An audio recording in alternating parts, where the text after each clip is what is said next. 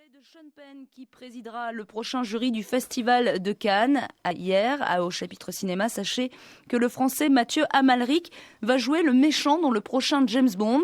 L'agent 007, lui, est toujours incarné par Daniel Craig. L'agent 007 qui sait sûrement faire beaucoup de choses, mais comparé aux étoiles du cirque de Pékin, il peut aller se rhabiller. Jusqu'au 13 janvier, 42 acrobates, contorsionnistes et autres fakirs sont réunis sous un immense chapiteau sur la pelouse de Reuilly.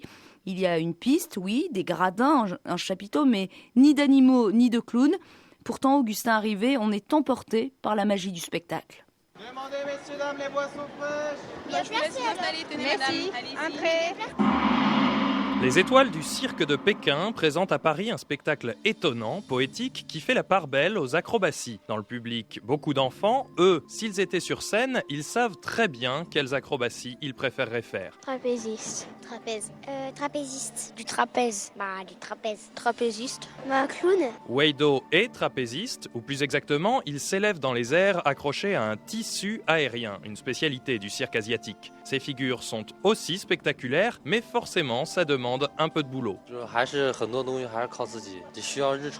a beaucoup de travail derrière, des travail de musculation, et puis aussi on a des techniques, on a beaucoup de partenaires pour réussir, pour trouver des solutions, pour garder cette sécurité. En plus, c'est un numéro très dangereux. À l'âge de 9 ans, j'ai commencé à faire l'acrobate. Pour ce numéro, on présentait beaucoup d'histoires d'amour romantique. Tout ce que j'ai fait de travail, c'est pour présenter tout le charme sur la scène.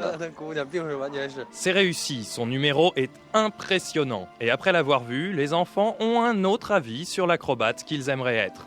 Plutôt par terre, parce que j'ai un peu le vertige. Les étoiles du cirque de Pékin se produisent à Paris, sur la pelouse de Reuilly, jusqu'au 13 janvier, avant une tournée dans toute la France. Et cela me permet de vous souhaiter un week-end plein d'étoiles et de lumière. Merci Agnès Bonfillon.